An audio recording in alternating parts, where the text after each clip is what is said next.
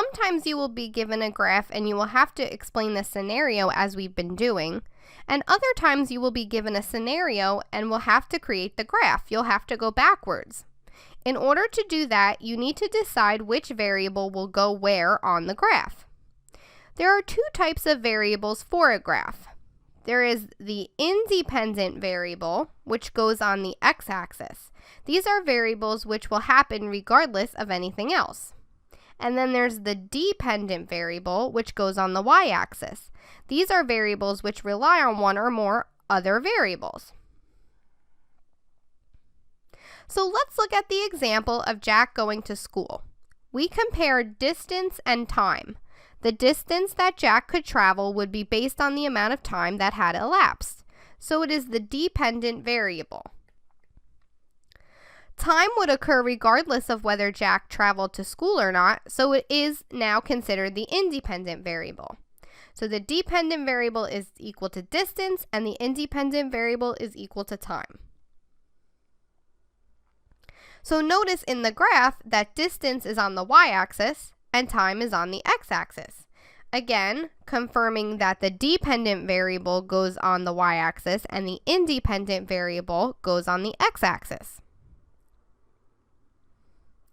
So now let's try some more scenarios to figure out which would be the independent versus the dependent variable, so make sure we would know where they would go on the graph.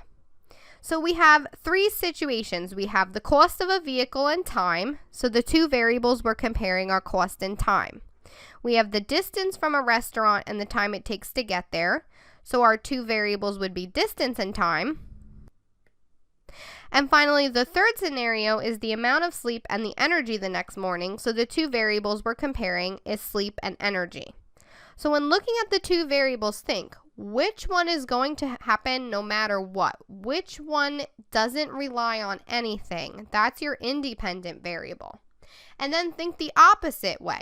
Think which variable relies on another. Which one is not going to happen without the other? That's the dependent variable.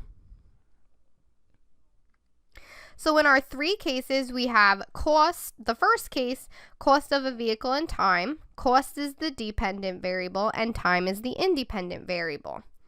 Time is going to happen no matter what, and then the cost is depending on the time.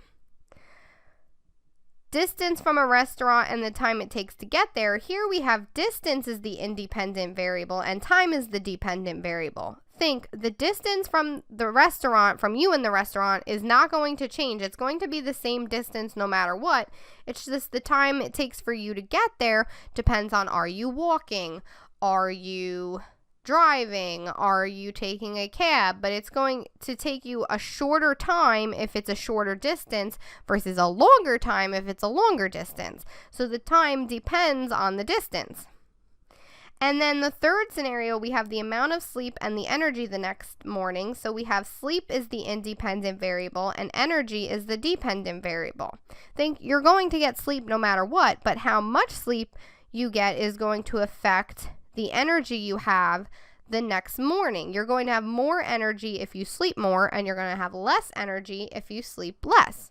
So independent and dependent variables, you have one depending on the other. You have the independent variable depending, or the dependent variable. See, it's a little confusing. You have to be careful. It's the dependent variable depends on the independent variable.